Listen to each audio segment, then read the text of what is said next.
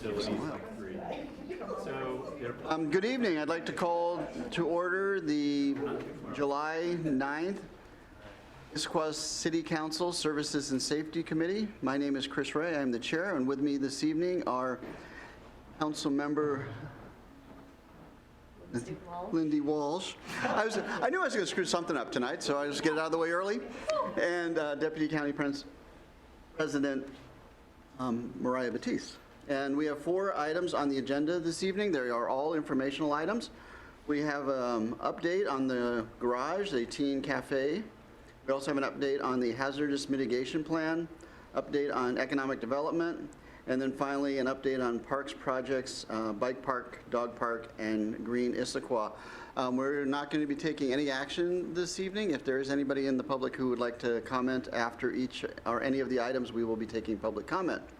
So with that, I'm going to launch with getting our update on the garage from Kaylee Jake. Do I have to push a button? No. No, I think you're good. Okay. Well, thank you. I'm so excited to stand here today and give you an update. Things have been going very well, and I just want to start by saying thank you. I hope we thank you enough. We think about thanking you all the time. I had a student today who was in for the first time, and he said, "Can I ask you a personal question?" And I said, "Sure." And he said, "So how do you get funding for this?" And I said, "Well, that's not a personal question." And I said, you know, we're able to do this because the city lets us have this building rent-free, and that allows us to raise money for everything else that we do inside of the building. And so, you know, we're talking about you all the time and the generosity, so thank you. So I just thought quickly I would remind you that the garage provides a safe drop-in space for teens to go outside of school where they can gather with their friends, access programming and services as needed. And it's been really fun to see that evolve over the last school year. And then this wasn't a PowerPoint, so it was really beautiful as things kind of came in, but so just picture that, if you will. So our highlights, this is fabulous. Okay, in the first 6 months. Haley, question? Yep. Can you just give the address and the location for anybody who's watching and might be interested in jumping for joy to send their teens here? Yes. So we are at 235 First Avenue Southeast, Issaquah. Okay, great. Okay, so in the first 6 months, and I'll just remind you, we opened it at the end of September. We had served 150 individual students, and we logged 450 visits to the garage. So the way we do that is when students come in, the first thing we ask them to do, they're greeted by a staff member, and then we ask them to sign in. So we were very good at it in the beginning. Now it's hit or miss. I think students that come all the time think, you know, I'm here. We've actually just put a grant in for an iPad that would make this process a little easier and keep Barb from having to manually input every visit from every student. So we're working on that. So again, in September, we were averaging around 5 to 15 students a day, and we were open Tuesday through Saturday. So in January, we took a step back and looked at how our attendance was. Saturdays were really tough, and so we asked the students what they thought about us changing Monday through Friday. They were all on board with that. So in January, we started opening Monday through Friday, and coincidentally, we had a student from Issaquah High School who came to the garage and did a little video and put us up on their morning announcement. So in a day, our numbers doubled, and since then, they've almost tripled. So now we average 25 to 40 students a day, and we're open Monday through Friday. And this doesn't have, and so then Barb just calculated the months of March and April. So we served 175 individual students in those 2 months, and we had 775 visits. And that's conservative because they don't all sign in. I mean, are you kidding me? It's amazing. All right, so some of our regular features, the students love pets, so we have a pet therapy dog now that comes in once a week or once every other week. Our Friends of Youth counselors there 20 hours a week. We started monthly open houses for parents and community members because we were hearing from our students that their parents need to understand what they're going through. So we've had topics such as LGBTQ, substance use disorder. We also had one that was geared just towards parents and their students who are neurodiverse, and in our LRC2 classes, and how we can integrate those students into the garage. And we have lots and lots of snacks. That is probably where I spend most of my money. Okay, so another update that I have for you is that if you remember when we first came to you, we had signed a contract with Friends of Youth for 3 years.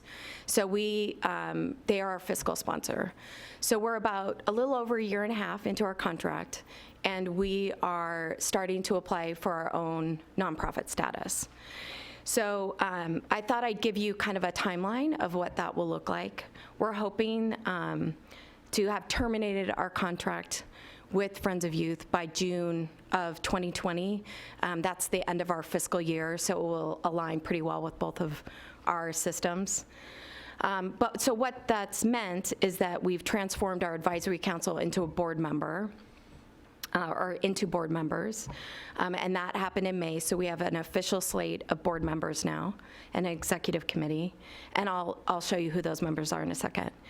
We've approved our bylaws and articles of incorporation. So in August, we'll actually, I said file for nonprofit status, but we're actually filing as a business in the state of Washington. And then in October, we'll submit our application. We're hoping that it'll take about 6 months. That's pretty normal. And then once we've received our nonprofit status, we'll secure insurance, and then we'll officially terminate our contract with Friends of Youth. And we have a termination agreement that we're both working out so that they know what to expect as we phase out, because that will affect our payroll, their payroll, there's, that kind of thing, donations, all of that will need to swing over to us. So right now, this is what our board membership looks like. So we have some all community members. We have some business owners. Karen Crow and her husband own Arena Sports. Nathan Bosler is the owner and the king of Issaquah. I'm sure you all know Nathan. So it's a good group, and they're really helping us. We spent a lot of time talking about this process going to nonprofit. Becoming our own nonprofit, and what that would look like and what that would entail from each of them. And so we really have a great group that's on board with this transition. And then the list of our Teens for Teens steering committee. So, okay, so this was so cool on a PowerPoint. But just take them, so these are all the flyers that we've put out in this year. So, and they all kind of slid in, all cute and fancy. But we've had... Will you send that to us? Yeah, I will. It's really cool. And then you can see we each feel like one we missed something here. by itself. Yeah, so I apologize for that. But you can just see there's a lot going on. And how much time do I have?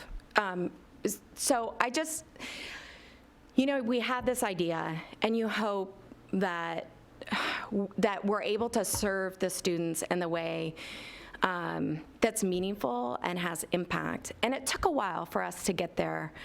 And we, we were slow. We let things grow organically. We didn't put out a lot of marketing and communications to the students. It was a lot of word of mouth. And we're finally at the point where students tell us when they're failing classes so we can get them tutors. So we have a math tutor that comes in twice a week, and then we have students with their own tutor that we've found through Pacific Learning Academy, so a local company. We have students that are seeing our drop-in counselor now. So every week, they're seeing students on a regular basis. We're getting fresh fruit from the food bank and power packs that the students take that need, that their food is a little insecure. We also have toiletries that we gave out at the end of school just in case they weren't able to access that through the summertime. So we set up a little shopping area in our conference room. They are coming to find their community. Sometimes it's serious, sometimes it's just fun. And yesterday we had 40 students in there for our Smash Bros competition. Donuts were the prize. We know how to get them in. And we probably had 10 new students. And it was fantastic. Every day there's a moment, right, that just makes it all amazing. And Keith thought when we saw each other today that, the honeymoon would be over, and I'd be like, oh my gosh. No, it's amazing. It's spectacular. Anyway, I'm so thank you. Thank you that we get to do this every day. Thank you that the students know that their community cares about them and values them and raises their voice in a really important way. So this is great. Anyway, I'm probably out of time. I could keep telling you stories. I could stand here all night. I know. Any questions for Kaylee? Thank you, President Batiste. So Kaylee, thank you for coming in and giving us this update. It's just really great to hear, and the numbers of students coming is also just really impressive. Were there any, just a really general question, as you've gotten started, were there any surprises or just sort of lessons learned that you takeaways? It sounds like your numbers really went up, for example, after this, like on one of the, I don't know, the QA or something like that. Yeah. The iVision at Issaquah High School. Oh, okay. Yeah, so it was amazing. And so let's see, some takeaways. One of the things that it is surprising me how many students are failing classes. That to me is really worrisome and just surprising. I don't know why. But it's something that we're thinking about a lot of how to, because the stress level when you see them come in is, well, you can't learn when you're that stressed out. So what else have we learned? I feel like we're learning something every day. It's hard to kind of pin it down. You also learn how the dynamics change. So a new group comes in, and then they need to find their place in the system, right? And how do we bring them in and encourage them and include them and not forget the ones that have been there from the beginning? So that was very interesting. And with that uptick in January, we really had to take a step back and think about how we were including them and ensuring that we were inclusive to everyone, right? And not just partial to our favorites, or there are no favorites. I tell them all the time that they're my favorite, but there are no favorites. I tell my staff all the time, you have to love everyone. And if you can't, then you have to leave, because there's just no option for that. So we're learning how to do it, and we get lots of good advice in the community. So it's been really helpful. Well, it's really exciting to hear about. Thank you. Thank you for the presentation. Thank you. So just two questions for you. 15 months in operation now? No, September. We opened in September. September, okay, so less than a year. So you've 9 months. accomplished amazing things in a year. Oh, thanks, Chris. So what are you going to come back next year when what are the accomplishments you hope to achieve in the next year of operations? Wow. I think the most important thing that we can do is to pay attention enough and be nimble enough to change what we're doing when the students need us to, and not to always think that we know who's walking in the door every time they walk in. So I think that I think if our numbers stay where they are, ish, right, then we're continuing to include the students and make room for them. And if that's all we do is continue that, I'll feel really good about that. Yeah. But if you have ideas. No, I think that's the key, and I think it's just fascinating to watch or listen to you talk about the evolving culture of the of the community that is the garage. Yeah. And it is a community. So, well, thank you. Thanks for the update. Thank you. Thanks for everything you do, and our kids. Thank you for being there for them. Oh, thanks. Thank you. All right, we're going to move on. We got a update on the hazard mitigation plan, and we've got Brett Heath, who is the Director of Public Works Operation, and I don't see Lucy, so I'm guessing no Lucy Sloman. Agenda. She is, well, So, it's just me. all right, well, that's, Yeah, you have to work twice just as me hard. for emergency management. She was may have been left over from a sidewalk, Okay. earlier sidewalk issue. Let's see, where'd there's the mouse.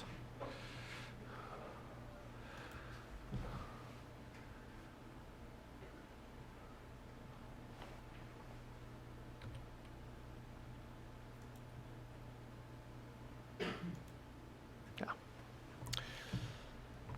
Okay. Well, thank you for the opportunity to talk to you tonight. Wanted to give you an update on what's going on with hazard mitigation.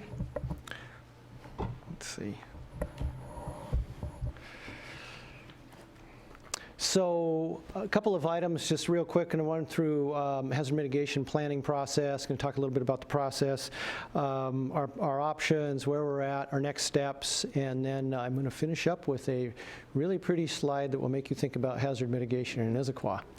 So just to get going, why are we doing this? What's hazard mitigation? Hazard mitigation is a process of trying to eliminate risks or lessen the impacts of risks from disasters on the community. So lessen the impacts to property and to life.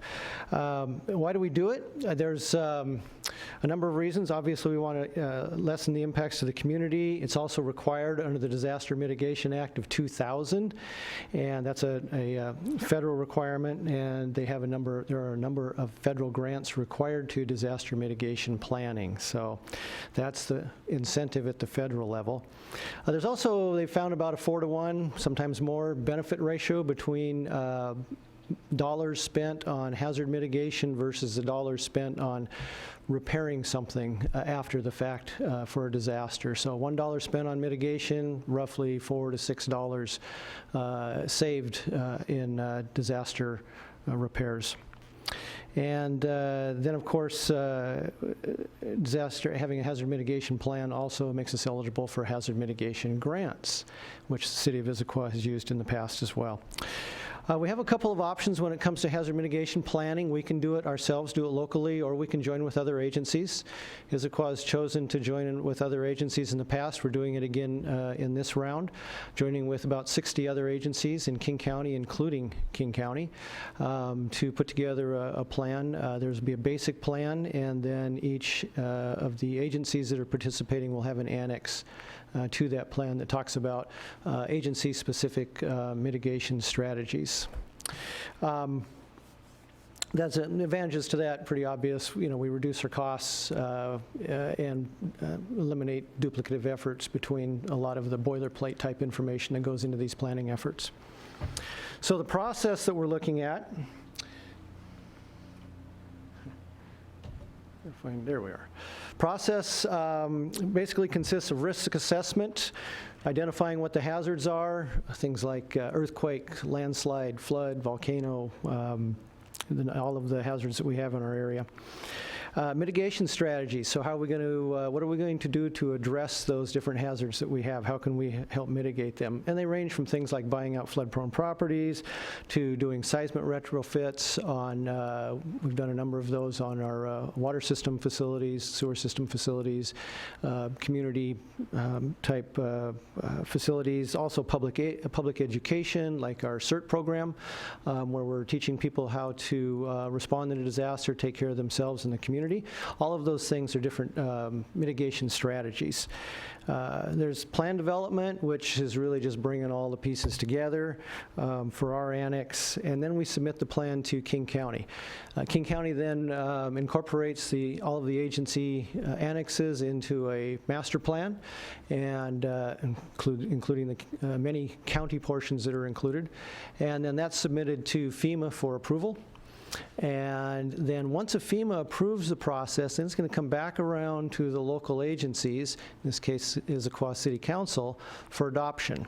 So this is one of the reasons I wanted to speak with you tonight, was to let you know we're doing this, and this is really your opportunity to weigh in before the plan goes off to the county in the fall. So between now and mid-August is a good time if you have any thoughts with regards to hazard mitigation strategies. Current state, we're reviewing the hazards, preparing the background information. The timeline looks like it's linear. It's not. It's kind of moves around a little bit. Some of these pieces can be worked on concurrently, so we're doing that. Our next steps, though, we're going to be doing some more public outreach, asking for public input on hazards and hazard mitigation strategies. Developing those strategies, have a meeting with King County coming up towards the end of the month for that. We'll be submitting them to King County. As I mentioned, King County submits to FEMA, and then they'll come back to the Issaquah City Council. That's essentially the process, and then here's what we're looking at. So this is what Issaquah looks like with some of our hazards mapped. These are not all of them, but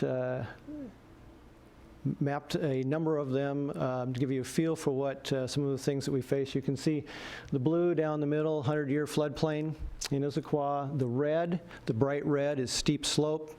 The light brown and darker brown slide areas. We have, you'll see down the lower sections, some green, light green, coal mine, those are coal mine hazards. So there's quite a few hazards. That's one of the things that we live with when we live in the Northwest. We have mountains around, we have volcanoes, we have steep hills. We have a lot of natural hazards occurring around here. So we're going to be looking at this, seeing which hazards, how they may impact the community and community facilities, and what we can do to, in the way of mitigation, develop mitigation strategies for those. So that's hazard mitigation in a nutshell. And if you have any questions, be happy to answer them. Again, if you have any input, be glad to take that from you between now and mid-August. Councilmember Walsh. So based on that Disaster Mitigation Act of 2000, it says that we are required to update every 4 years. Looks like we did our first in 2004 with updates in 2009 and 2014. It seems to me, if we're not going to adopt this until 2020, that we're off of that schedule. Can you explain a little bit on that timeline? That is the downside to running with a regional plan. Sometimes getting all the partners together takes a little more time. In this particular case, King County ran into some contracting issues, delayed the start. So it did officially get underway in 2018. Adoption won't be till 2020. So are there any concerns for us as far as access to any mitigation fees? Not at this point, no. Deputy President Batiste. Thanks for the presentation, Brett. So since 2014, is there anything, any big changes or areas of concentration that are a little bit different, that have sort of progressed over the last almost 5 years? Well, yeah, as the city continues to grow and we're infilling, I think we're seeing building in places that we haven't seen in the past as land gets tighter around the city. So more development on steep slopes, things along those lines. The good news is, with regards to that, the city of Issaquah is in a fairly good position with regards to its planning. So we have critical areas plans, critical areas requirements. It's kind of built into the land use code. So those types of things are already in place. Puts us in a pretty good spot for that.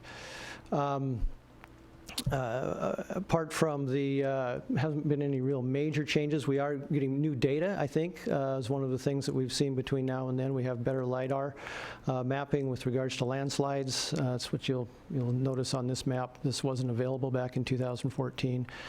So that sheds some more light on where we have things like public utilities running through areas. We can take a more critical look at those and say, do we need to do something different here? Do we need to harden the facilities? Do we need to reroute the facilities, put in a second or third feed, something along those lines?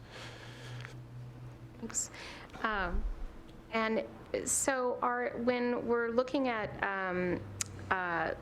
grants, are there certain best practices or things that we're working on that put us in a better place in terms of going after those grants that are needed?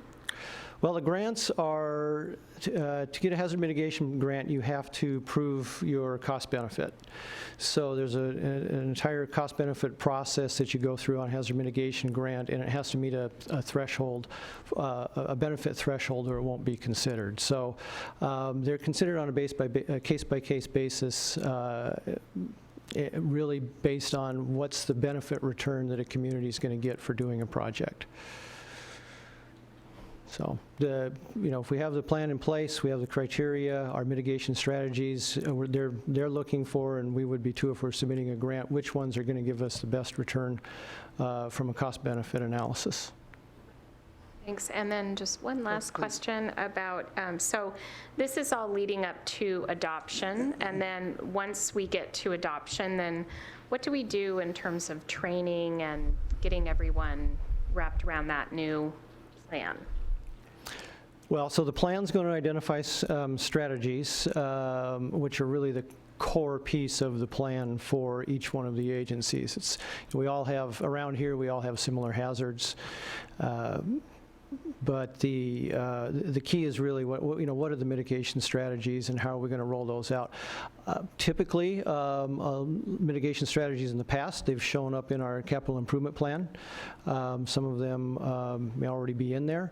As we go through this process, we may say, that's a strategy that's already in our CIP, and we'll put this in the hazard mitigation plan as well.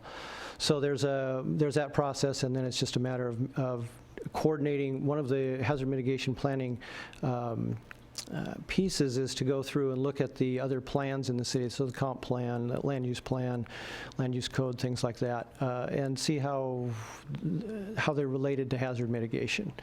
And so once those things are identified, then we can build work plans around those to decide whether or not we're going to address a particular area. Okay, thanks. Anything else? You mentioned about engaging, how to engage and provide information, and I know you've done some public outreach. Do we have any kind of feedback from the public? And that's part one. And then part two is, how would you like to get feedback from the public on this initiative? Well, the best way to provide it, I'm working with our communications team to set up some information on our website, so that will be available shortly for taking comment. And people can always email me.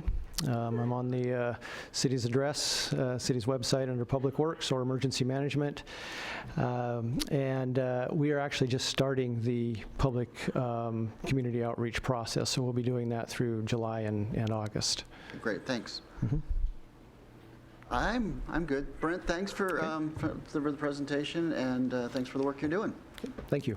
We'll move on now to economic development update, and we have Tim Dutter, and everyone else is just cast of characters. All right, so Tim Dutter is going to MC the economic development update. You guys have quite interesting topics up here tonight, all kind of all over the place. Good evening, council members. Tim Dutter, Economic Development Manager for the city. So tonight I have guest speakers here, and what we really want to focus in on is the Sports Medicine Combine that's being held this Saturday at Lake Sammamish State Park. I have Bryce Fink from Takeda Bethune, who's the lead consultant for the Combine event. I have Reed Kuthler, who is the owner of Phoenix Physical Therapy, and I have Dr. Carrie Babcock, who's the owner of Issaquah Family Chiropractic. And if you recall that I've mentioned before, we have a committee that has about 15 people on it, city representatives, doctors, chiropractors, physical therapists. So before I turn it over to them, Councilmember Ray did suggest a few updates on a few other things. So I just want to touch briefly on Startup 425, and Destination Marketing Organization, Visit Issaquah.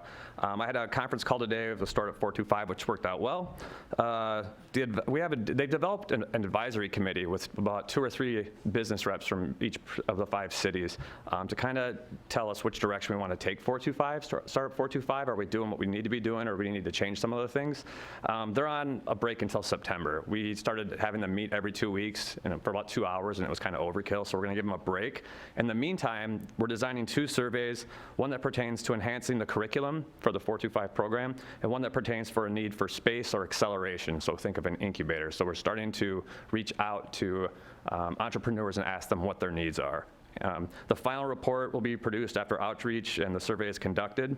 And then one of the other updates from 425, we had a brown paper lunch a couple of weeks ago where we talked about displacement of businesses, because we all were kind of coming to the table talking about the rates for businesses to rent, and the commercial rates going up so high that it's putting some people out of business. So that's Startup 425, a quick update. The DMO, we're working with the city, we're working with the city attorney and the DMO board to bring them under a city contract. That basically just says that they're insured and that they're spending the lodging tax money on tourism. They've hired, the board has hired DVA Marketing Services, and they're under contract to create the tourism identity, design the marketing plan, design and build the website, and right now they're currently conducting visitor and tourism research to external audience, to the people that visit Issaquah. And I'm also working with Beth Javins, the executive director. She helped a little bit with the AVP, and we're working with representatives from the Ironman to try to bring that to Issaquah in either 2020 or 2021. So there's a couple of quick updates on 425 and the DMO before I turn this thing over to Bryce. Is there any other questions on those 2 programs? Any questions on Startup 425 or the DMO? All right, main event. Okay. I'd like to introduce Bryce Fink from Takeda Bethune to talk about the Combine. Oh, don't let me forget, I have swag for them. Perfect. Thank you, council members, for letting me speak today. I hope we've got subtitles on. This may be the first time that someone with a very thick Northern Australian accent has been in here. We appreciate. So I'm here representing my company, Takeda Bethune.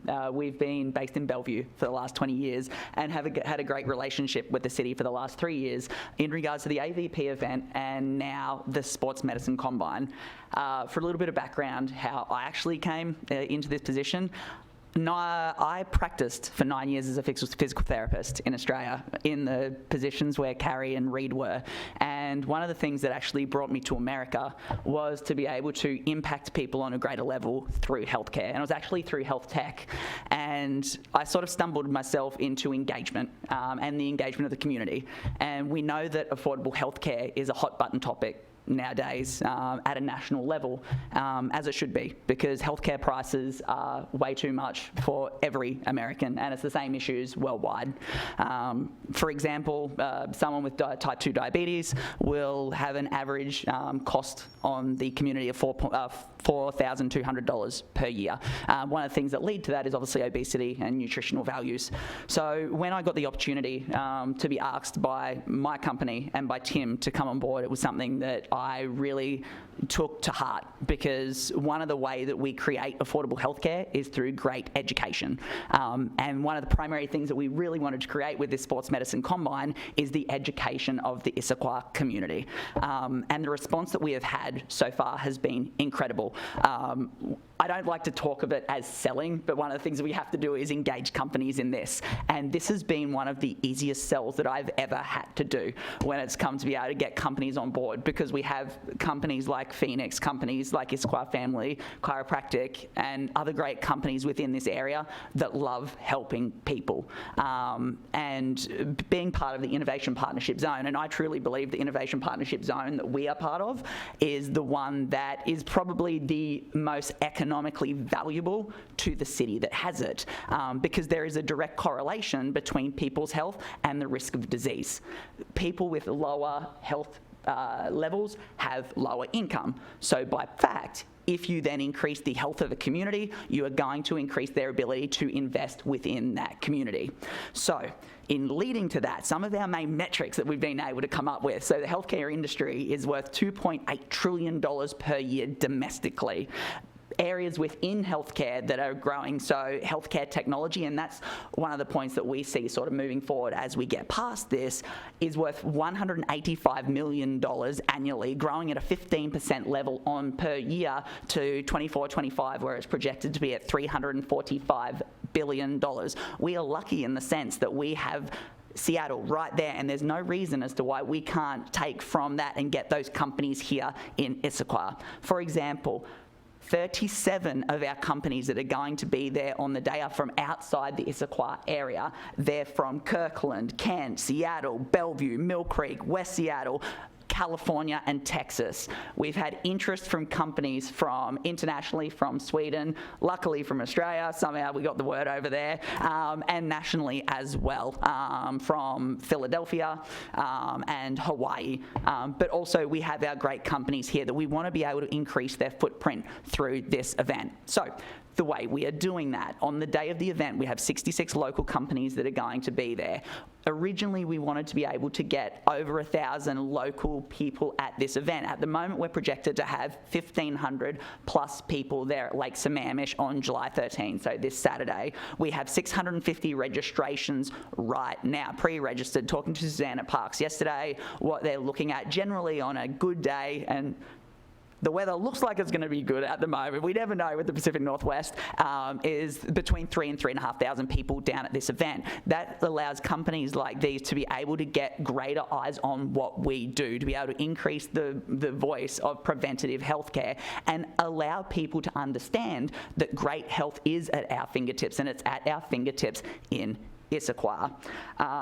One of the things that we want to be able to do from this event and stemming from this event, and we've only had 6 months to bring this event together, so hopefully with your support, and we really appreciate your support in this, is to be able to make this a year-long activation that we do all the time through Issaquah Sports Medicine. So things that we're aiming to do, we want to be able to have education days and nights for the community in great companies like Reed's, like Carrie's, like our other great companies that are around, to be able to get people into these businesses and learn what they do, learn the skills that are going to keep them out of hospital and make them lifelong athletes, which will obviously reduce the healthcare risks that people have. Scholarships for continued education for our students. Issaquah High School has won the state championship the last 7 years in sports medicine, and this year won the national championship. If we're able to drive more kids into our high school programs and into our university programs, we're going to keep those best practitioners here in Issaquah and get them from the other regions in not just Seattle, but throughout Washington here to our region. Creating multidisciplinary healthcare networks, the only way to create good care, and that's care from reactive, from being in the hospital all the way to being self-sufficient, is being able to have healthcare teams. So it's being able to connect physios and chiros and dietitians and nutritionists and personal trainers, and that also includes mental and financial wellness as well. This is a triumphant that comes in through to be able to deal with healthcare. And if you're missing one of those pieces, you're not going to be the best physically that you can be. So being able to link those companies is a big thing we want to be able to do, and that is something that we have done with this event. We've been able to bring all of these great practitioners together, and it's something that Tim, Keith, and their team have done well with driving Issaquah Sports Medicine, and being able to have the funding to create biannual events. So 2 events every year, summer and winter, where we can have community engagement like we're going to have at Lake Sammamish this year, and we believe we have the capacity to not just grow this here in Issaquah, Issaquah, but be able to take this nationwide. We want Issaquah to be the hub for healing within Washington State now, but within America leading forward. So thank you so much for allowing us to have the opportunity to be here to support this city. I've fallen in love with this area. My wife is a Washingtonian. She's a massive snowboarder. It's one of the reasons why I love coming to Issaquah. I actually live in Des Moines, but being able to come over those hills, see the water, see the mountains, it makes me happy on a daily basis. So thank you guys so much for allowing me to be here. I'd love to answer any questions that you may have. Great. We love it here, too. Any questions? Councilmember Walsh. So I'm not sure if this goes to you or to Keith or to Tim, but do you see the sports combine program, the goal of it being primarily to drive business to the companies, many of which are Issaquah, or is it more to publicize Issaquah as a good place to have your sports medicine business? I think that's do you mind if I? So I think that's twofold. I think the way that we drive businesses to this area is to be able to illustrate the expertise that we have in this area at the moment and the footprint that we have. So one of the things that we really wanted to do by being able to create this committee and getting great people like Harry, like Reed onto that committee is being able to start from the ground up. From that point, being able to get these other companies that can come into the area and see that they can become part of that healthcare network. If they see that they have the support at both the council and within a city level and through the public and private sectors, we're going to be able to encourage more companies to be able to come here. Okay.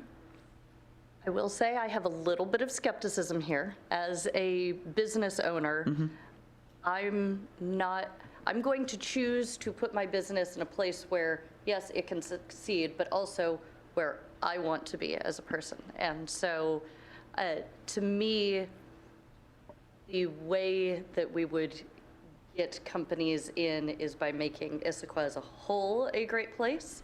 And then I also have a little bit of skepticism that somebody would want to be in a place that is well known for something, meaning they have more competition.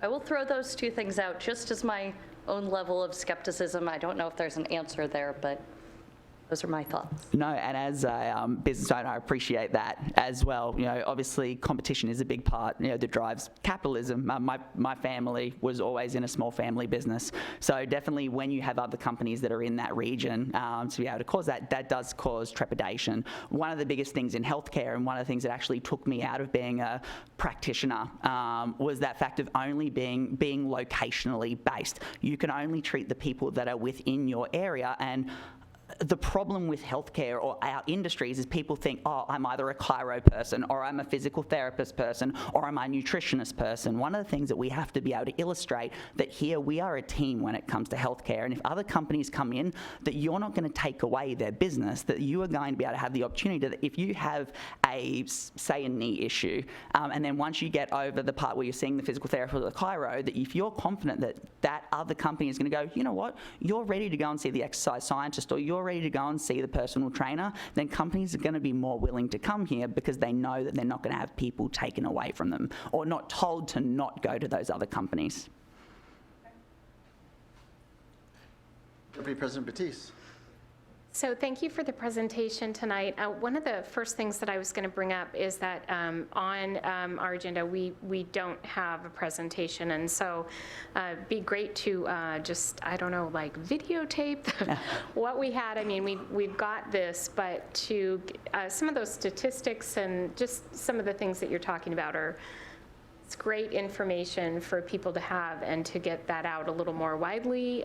So we can talk about that in a moment. But I think from years on Economic Vitality Commission, and we've talked a lot about clustering, and what I'm hearing you talk about toward the end in relation to the question is really the team approach. I think to healthcare, which I think is really, really important. And so this is just really interesting to hear. I'm glad that we got a presentation about that, but there were a lot of new things to me, so I'm just trying to better understand how we're getting the word out and being able to capture some of that great presentation that you just gave. Definitely, and it's one of the things. Sorry, Do you want to speak to the marketing efforts? yeah, definitely. So one of the things that we did do, and we wanted to be able to drive, obviously Issaquah as being that region and through this event, was that we communicated with ESPN and Como to be able to provide both radio and radio marketing and digital marketing when it comes to our event, and also with sound publishing. So obviously local-based business that have pushed out our message in all of their both print and digital-based publications sort of over the last 3-month period. And that was a big thing for us. You know, we wanted to be able to obviously increase the voice of this event. And we knew being an inaugural event, one of the hardest things to do is get feet on ground. So we really wanted to be able to make sure that we were, and Tim went and did a great job with Como about 4 weeks ago with IRG PT, who are a PT company that have 43 locations within Washington. And they were gracious enough to allow us, because of our message we were trying to get out, to give us a complimentary radio spot that aired through the Mariners game on the 29th of June for Tim to be able to explain what economic development is and where this event came from. Great, and I would also say that I think that this is the kind of thing that you could definitely reach out to, like the Economic Development District Board and some of the other economic development groups, and try to get some support and excitement around that as well. Go for it. So 2 of the partners that have been promoting it in their newsletters are the Greater Seattle Partners, the new regional economic development organization, and then the Port of Seattle has also been involved in promoting it as well. Great. So we're trying to operate as a team regionally.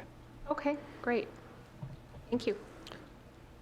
All right, Tim, I think these are for you. So any involvement in the sports combine with either Downtown Issaquah Association or the Issaquah Chamber of Commerce? Not the Downtown Issaquah Association, but the Chamber of Commerce is involved. They've been helping us market it, push it out in their newsletters, and they also have a booth at the event that they're going to be set up in marketing. I really like this event because it has a kind of a twofer impact on the local economy during the event. It's going to bring a lot of people to town, and it will be good for local businesses. After they get all healthy, they'll have to go down to Front Street and Get unhealthy. something unhealthy. But also, it does help us with the image of Issaquah as being the sports medicine hub of the region, which is pretty exciting. So a couple of asks for you. One is you've got 650 people who are enrolled, pre-registered for it, but you're expecting twice that, so you're expecting a fair number of people to be drop-ins? Not drop-ins. They plan on coming. They just haven't registered. It's a free event. It's a free event? Mm-hmm. Even better. All right. So when people are registering, do you know where they're coming from? Because it would be very interesting to have some data about where we're drawing people from. I don't know if do we have it? Yeah, so through Eventbrite, so one of the... Come to the mic. Sorry. We're on TV, so... Gotcha. Yeah. So one of the things that Sound Publishing do within their digital campaign is have their imprints. So all of where our traffic is coming from, both from our team and our social media team, plus Sound Publishing's, is we can draw that. We've also able to go to ESPN and ask what their traffic numbers have been back to their website to see where their click-through rate is. Okay, so we'll see who's seeing it, but I think that's really fascinating information, but I also want to know who's coming, right, and where we're drawing from. Gotcha, where they're coming from. So we can definitely source that data and let you know. The other thing that we've got through Eventbrite, so our registration platform that we utilize, is it's got a sign-in sheet that actually has addresses in there. So if you'd like that information, I'm sure that would be okay to be able to source and give to Tim and Keith. That would be interesting. I just think it would be fascinating to see how broad of a net we're casting and kind of where that is from. It'll be interesting. Deputy President Batiste.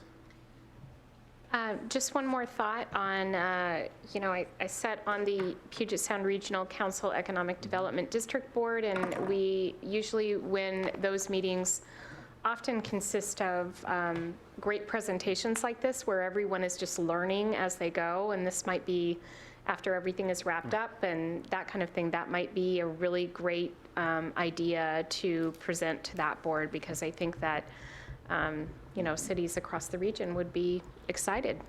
So. Noted. Thank you. Tim. At this time, I'd like to invite Reed and Carrie up here just to say a few words about their excitement for the event. They're on the committee. I just wanted to bring in some practitioners to talk about, what this event's doing for them and their businesses.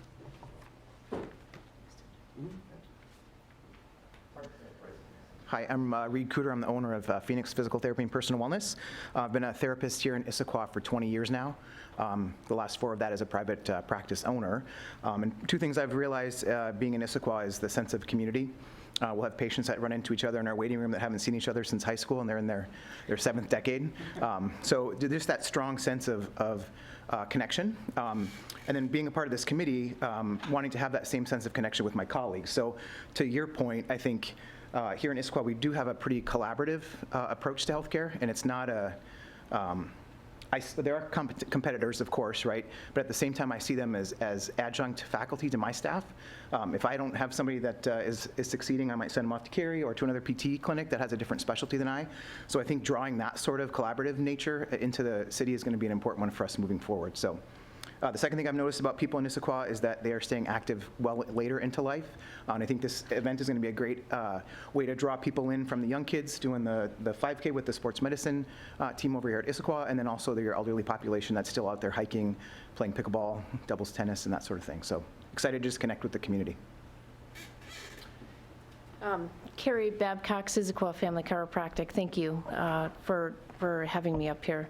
Again, dittoing what Reed had to say, it's great to have a collaboration of practitioners here in the community that can help keep all of the community active with all the myriad of activities that are available to us in this region. It really is a spectacular area to be in, and to have a body that's well enough to be able to tackle Poo-Poo Point or water skiing or paraponting, or I mean the list can go on, is really important. And to be able to have an event where we can share ideas about the lens that we see the body through and how to keep that healthy is really exciting. And to ditto what Reed also said, the second point, usually it is a collaboration effort with practitioners, and it was an astute observation that you brought up.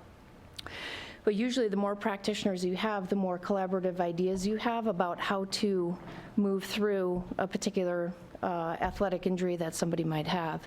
So it actually is, it's a lot of fun. In fact, Reed and I would sit at Tim's meetings and be like, what do you know about this or that, or things like that. And it really was fun to be able to collaborate at that meeting. I don't even know if you knew that. But just to be able to have the colleagues in the area to be able to go to talk about these things, again, to keep people healthy and well is awesome. And then to have the event that Tim has headed up here and Bryce had put a lot of effort into is super exciting. So thank you. Any questions for Reed or Carrie? Reed, Carrie, Bryce, Tim, thank you. This is going to be exciting. I'm going to be there. Do you want to do a quick infomercial for it? No. When is it? Where is it? It's the state park. The 5K starts at 8 a.m. The booths open, the vendors open at 9, and the classes will start at 10, and it goes till 5 p.m. So you can stop in any time of the day. It's free. Deputy President Batiste. And just the date? July 13th, this Saturday. Okay. Yep. Thank you. And before I leave, I'm going to hand out some of the sampling of some of the swag that we ordered to help. We've been setting up booths at the Down Home 4th of July and at the Northwest Paddling Festival. And we were there all 3 days at the volleyball tournament, and we've been marketing this event. But we do have some ice packs and some stress balls and some golf tees and stuff to hand out to you guys. I'm going to do that as I walk out. Right. Come to these meetings with swag. To get swag. Thank you. Thank you, Tim. Thanks so much. Okay. Last agenda item is a parks project update with a focus. No. That's going to be a tough one to follow. You don't have swag, do you, Jeff?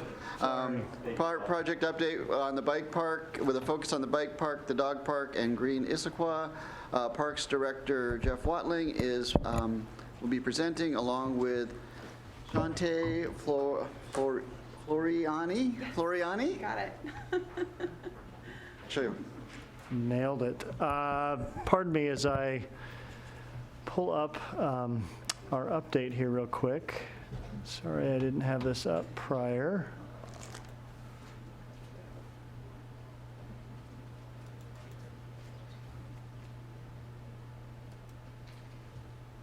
speed version.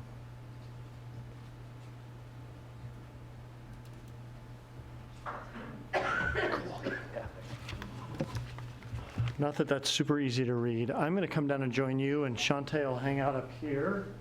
Well, we have a copy of it, so we can read it. Good evening, Jeff Watling, Parks and Recreation Director. Just thought I'd have it up there in case those watching at home had a chance to pull on it. Well, thanks. This has been a bit of a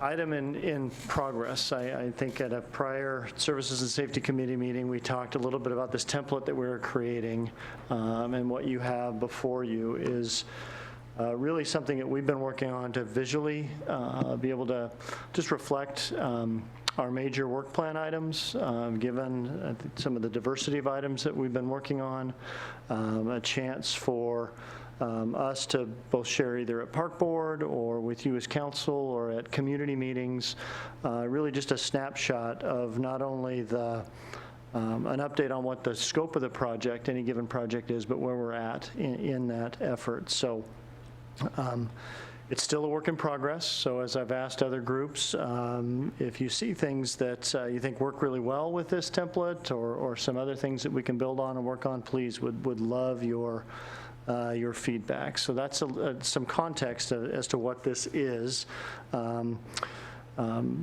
Understanding we have both park projects within our department, but also facility projects. You see a mix of really both of those capital assets in this. I know tonight, specifically, there was interest in getting an update on 3 of the projects, the bike park, the dog park, and our Green Issaquah initiative, so I will certainly jump into that, but I'm also open and available for any questions you might have on any of the other projects following that. So first, the Bike Skills Park.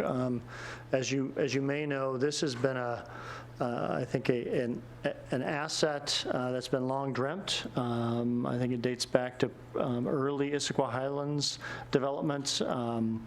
There was a small amount of funding that was provided to the city for creation of a bike skills park in Central Park. Last year, we began working on this in earnest, started with reaching out to Evergreen Mountain Bike Alliance. They're a nonprofit entity that's really become a really strong player in bike parks of various sizes. They partner with King County, for example, to manage the Duthie Hill Bike Park, right there a little further east in Grand Ridge. In our conversations with them, we wanted to find out their interest in partnering with us on this effort. They're very, very interested. So that really set into motion some community outreach work that we did and beginning to conceptualize what this bike skills park could look like and should look like as we work towards a preferred option. We also identified a budget that it would take as we went through the capital budget process last year. As you may recall, we knew going into this that to complete this project, we were going to need grant funding to assist not only some of this funding we received from Issaquah Highlands, but some funding that we, the city, are putting into it. We applied for a King County grant, got really, really close in our first grant application, but did not receive funding. We were strongly encouraged to reapply. So this is an annual grant process, so we will be doing that. With that news, unfortunately, we will not be constructing that bike park this year, but our partnership with Evergreen remains strong, and we will apply for that grant funding, and pending success, we'll work towards construction of this next year. The funding piece has also allowed us, I think another important element of this project is right now, and not even right now, historically, the siting of this bike park was underneath the power lines there in Central Park. As you know from some of our updates, BPA has taken over management of those power lines from Puget Sound Energy. That's led to some conversations with BPA about siting this and about some of the maintenance work that they're doing. So not that we planned that serendipity, but in some ways, given the maintenance work that BPA is doing to get that corridor back up to their maintenance standard, in some ways, the reality that this will be a 2020 project, again, pending grant funding, has allowed some of that work with a new managing entity, I should say, of that corridor. So more to come. We're really excited. I think that the outcome of our public outreach and the conceptual design is really, really a cool element that would be added to Central Park and to our park system, and would be very complementary to the bike park at Duthie Hill Park. We're not looking to create an element that competes with that. We're really looking for an introductory, a way for, I think, kids and beginners to feel less intimidated. Really the intent of this design is that this isn't meant to be a place for you to become advanced. This is a place for you to graduate from and progress to the bike park at Duthie. So exciting effort going on there. With the dog park, Hey, Jeff, yeah, questions on the, please, yeah, on the bike good park? idea. Deputy President Batiste? So first of all, thank you for explaining the difference. That was one of my questions between Duthie Hill and this bike park. The grant, when would you apply for the grant again, and then when would you have that information? So this is through King County Youth Sports Facilities Grant. We'll know later this year what the cycle is, but it typically will be a fall application, so late 19 we'll apply and get an idea of what the 2020 funding is. So. And is that the only grant that is available in this? It's, I don't know that it's the only. It's certainly the most readily available. We've, in our work with Evergreen, have certainly been seeking what resources they might have or sources they might have as a nonprofit to seek some additional funding as well. So. And then with underneath the power lines, with the work that needs to be done by BPA, is that any kind of a potential roadblock or? Roadblock, no. I think opportunity to, and I think in our conversations, understanding what their maintenance practices are, and really it's more about vegetation control, right? Okay. That we're not planning to create a forested bike park in that area. So nothing that feels like a deal breaker in any sense, but I think allows us to make sure what was long planned, again, I think when this was initially conceptualized 8 or 10 years ago, there was an identified site that just gives us the chance to make sure BPA, as really the managers of that easement and that corridor, are good with what we're doing now that we have an actual design. Thank you. Yep. Jeff, what's the city's contribution to the construction? So we're looking for grant funding, but is there also a city obligation or component to this too? Yeah, I'm terribly sorry. I don't have that in front of me. I could look at the 2019 capital budget. I want to say we have, there's funding that's been allocated in the 2019 capital budget that I believe is in the area of $70,000 to $80,000, if I'm not mistaken. So there was we roll roughly that. $30,000 from the Issaquah Highlands Development Group, and our grant request is also in that $75,000 range from King County. So will we roll the funding then from 19 to 20? That's what, yeah, we'll request that in the budget process to reallocate that into 20. Yep. All right. All right, dog park. Dog park, another exciting element. that we're looking at adding into our park system. And I should say it's been exciting working on these and these other projects as really what we've heard coming out of the park strategic plan. And I think in some ways some of the other really encouraging updates that you all got tonight from some of the other work going on. This is a community really interested in diversity and diversity of activity within its park system. And I think we heard that clearly through our park strategic plan. And so much like the bike park, incorporating an off-leash dog park into our park system is just another way to not look to build new parkland, but to take the parkland we have and add diversity of experience and opportunities within it. So with that said, dog park, we, as you recall, initiated a site sort of selection and evaluation process with the community last year. That led to some really strong support as we went through community surveys for incorporating an off-leash dog area at Tibbetts Valley Park. We have roughly a 2.5-acre piece that's been really unused on what would be the, let me get my directions right, southeast side of Tibbetts Valley Park up along 12th Avenue. With that consensus from the community, with that feedback from the community, we approached the park board, and the park board also agreed to further explore Tibbetts Valley Park as the site.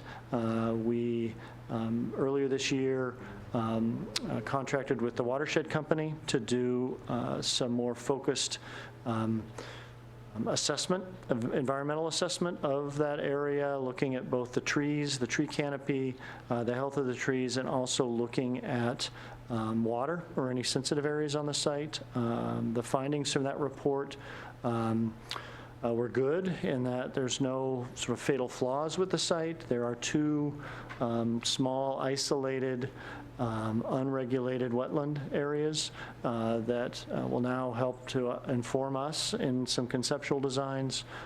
The tree assessment was also good in understanding health and how we might preserve a good chunk of those trees for shade and experience, but also identify some of the hazard trees that we would want to deal with. So now that we have that site information, we are now, Shantae and Jennifer are working up some conceptual designs, layouts for the dog park. What fencing types might we consider? What are some of the fencing options? How do we look at surfacing for an off-leash dog park? It's included some field trips to some other dog parks in the area to look at how they deal with surfacing and drainage and some of those things. These options we are shooting to have out to the community in August to get their feedback, probably using Peak Democracy and some of our other tools. As we've gone through this public engagement process, we've certainly developed quite a interested list of community members who have been following along with this effort. So we'd anticipate some really good survey feedback from those concepts that will help us drive towards a preferred layout and really ultimately deciding, is this the area that we want to put the off-leash dog park in? While we've been doing that site work, we've also been working with Development Services, DSD department, to determine what the land use permitting process is, and as we move towards and work towards these concept designs, what other permits are we going to need to be working through with them. So all of this to hopefully lead towards, if we determine collectively that this is the site we want to put that off-leash dog park on, we could begin some construction late this year. Given that construction's not intensive amenities, a bulk of this construction is fencing, surfacing, surface amendments, adding new surfacing, et cetera. So certainly more to come as we get close to that, getting those conceptual designs out to the community. We'll keep you certainly informed. And as we get that feedback back, I think we're planned right now at a council work session in early fall to sort of bring forward the update on the dog park, feedback we get from the community about the concepts, and really feel like that's a point where we can decide, all right, is this a site? Are we gonna do it here? So Councilmember Walsh. How do we feel about potentially pursuing a dog park at Tibbetts Valley Park, considering we're also looking at a master plan for that site? Yeah, that's a great question. And it feels complementary. And it feels complementary as we've certainly talked with the consultant team as we begin launching into the engagement effort with the community. We're talking about an area of the park that has been historically, well, is geographically isolated, has historically not been utilized or activated. It certainly feels like some of the bigger questions about Tibbetts Valley Park and how that park, what we heard from the community is it's been a great space, but 5 baseball fields does not necessarily create, it doesn't invite the diversity that a park of that size and a park located right next to Central Issaquah is really going to need diversity of uses, that it's felt in the end, if this is where we end up putting that dog park, it's going to be very complementary to some of these same community questions we're going to ask about the rest of Tibbetts Valley Park. Yes. All right. Canopy. Yes, green, well, yeah, so green Issaquah and the canopy work really fall under, and what you'll see on the project report here is what we're calling the Urban Forest Management Program. And it really, for 2019, involved 2 elements. One was partnering with Forterra and really becoming one of their green cities. Forterra, if you're familiar with the Green Cities Initiative, partners with cities and takes a look at really the natural resource lands of their public system, the urban forest. We've begun that work with Forterra. We have a contract. What that's going to involve in this first year is a forest assessment where we look at, in our case, it's roughly about 1,400 acres of our parkland. That's forested parkland, and doing an assessment of that. That assessment will give us an acre by acre assessment of condition of forest. Sort of grades it in what they call triage, as in TREE, that sort of evaluates where the forest is healthiest and where it's feeling most threatened, where maybe invasives are beginning to really impact the health of the forest.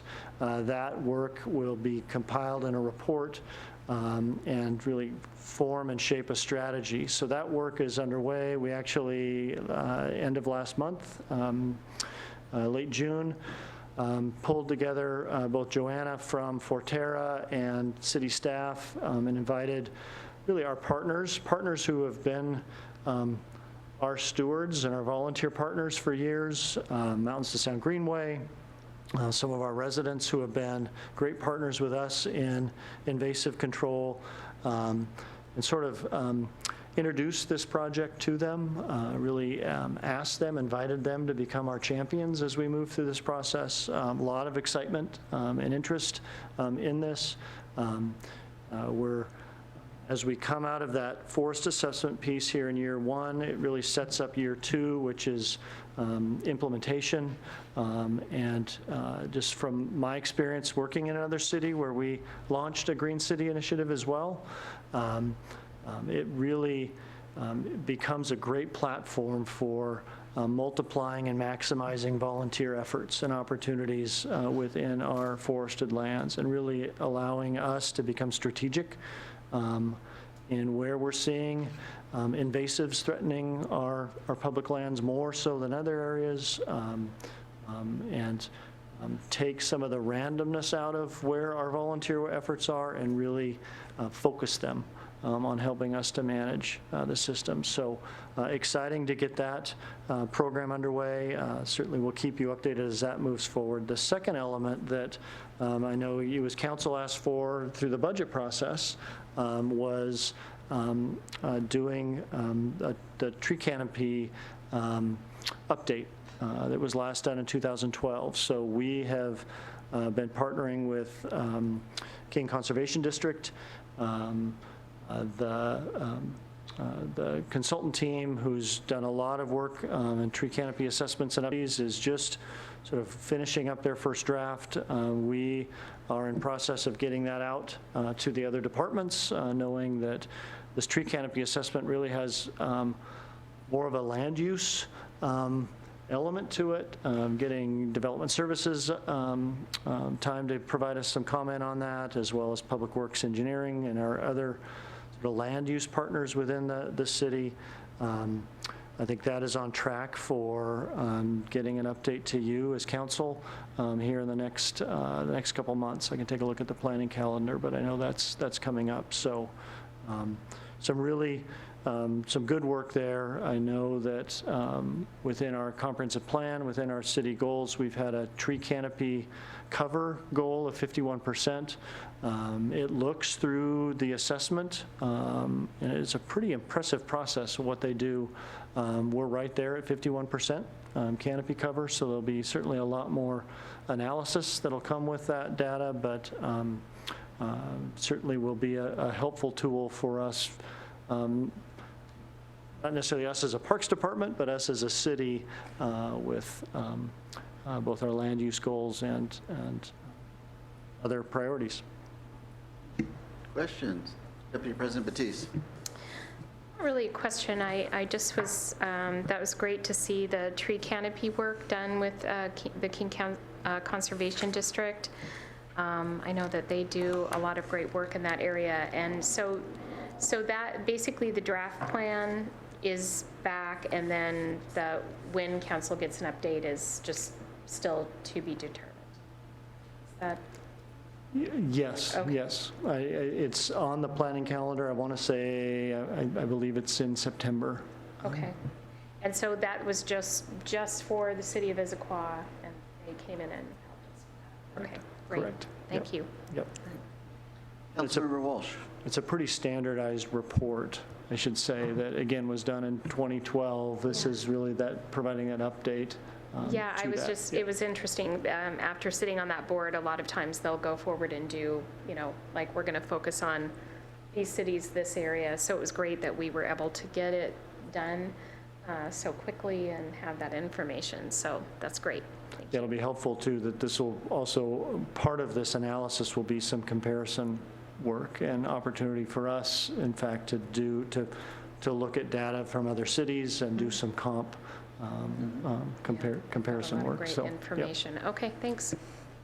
Councilmember Walsh, yeah. Yep, similarly on that, on the forest health assessment, when do you think council will be seeing that?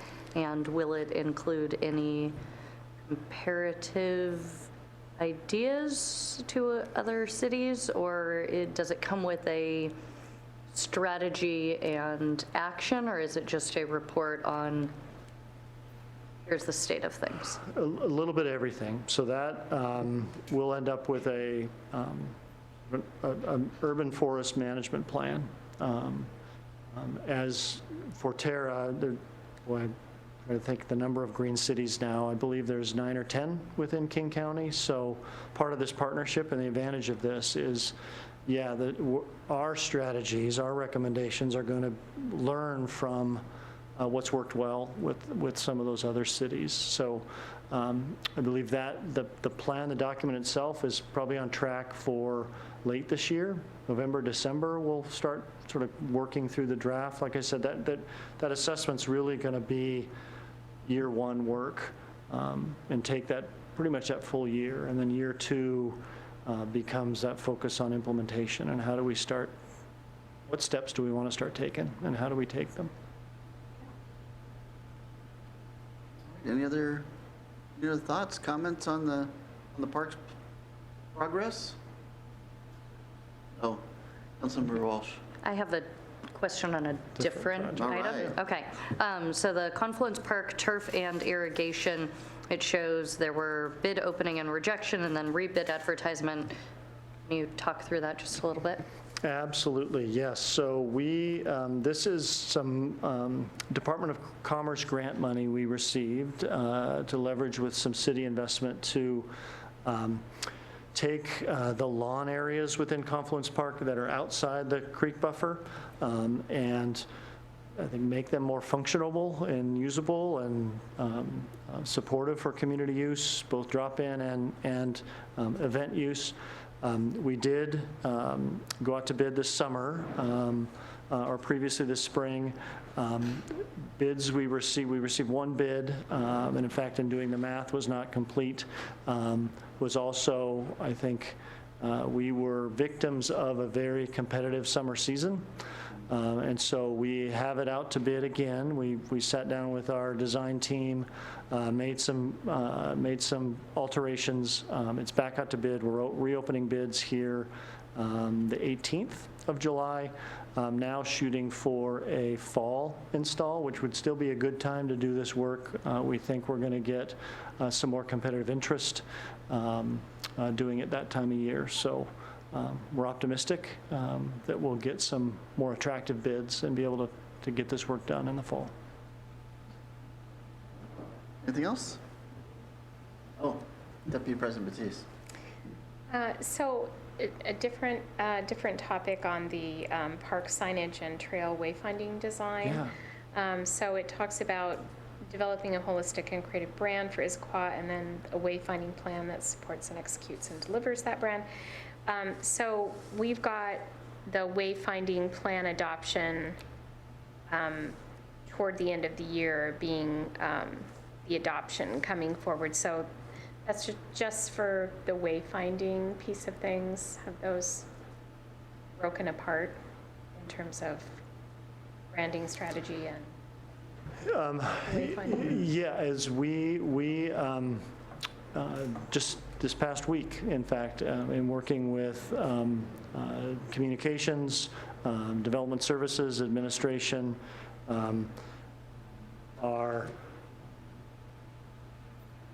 I think as we, how to communicate this, as we began scoping the work of what it would look like to do both branding and wayfinding, what we heard through our community partners, through our nonprofit partners, through, for example, Chamber, through the newly formed Visit Issaquah. Thank you. The city isn't facing a branding crisis right now. I think in some ways its brand is beginning to unify around, access to the outdoors, a number of things. And really what the priority right now is, what we heard pretty frequently, both from our private partners as well as our public partners, is what we don't have is an identity for getting around town, for park signage, for trail signage, for understanding and having access to and seeing the ease with which we can get around town through our network of trails. And so we are just in process of working, in fact, with Tim Dutter and Jennifer Fink are going to be meeting this Friday to talk about scoping an RFQ for a wayfinding partner that could come in and really focus on that wayfinding work and do that now. And I think as we do that wayfinding work, as we look at designing what those wayfinding signs are, there will be branding conversation with the community, but it's not going to be trying to identify a capital B brand as in a tagline and whatnot. It's really going to be, how do we, as we design these signs, speak to what the brand of Issaquah already is, right? So there'll be a big public outreach effort with this work, but the focus will really be the actionable outcome of trail and park wayfinding signage. Okay. And so that is what we would look for to adoption at the end of Q4? Yes, right now. Again, as we, I think, have refined that scope, planning document, and as I think we get a sense of what we're getting response-wise from the RFP and RFQ and start framing up that work, that might be something too that, again, gets pushed out a little bit. Great. So we'll keep you posted. Great example of, I think, our goal with this, as we're swimming through all of these projects as we monthly, quarterly update this and give progress where we see things getting completed, where we see things either getting altered or needing to get pushed out because of the multitasked or the multiple tasks within each of these projects. We'll update this and make sure the community is aware of sort of where we're at in any given point in time with these projects. Yep. Thank you, Shantae. Thank you, Jeff. Great update. And, losing my quorum. Oh, Jeff? Can I add one more thing? Just a kudos. Shantae's been with us for since January. Been a great addition with the park planning team. She and Jennifer Fink. This was sort of one of her babies. We've been talking about how can we again create something that really messages a lot in terms of what the project is. And so just want to give a thank you to Shantae for helping to pull this together. And again, it's a work in progress, so love to see how we can build upon it and improve it. Councilman Thanks. Walsh. Sorry. So on that, it would be great to specify if the red text is updated information, just to put that down in the key. Yep. Thanks. All right, well, thank you guys for all that you do. Any other comments from my esteemed colleagues? All right, the next meeting of the Services and Safety Committee is currently scheduled for August 13th at 6:30 p.m. here in council chambers. With that, we're adjourned.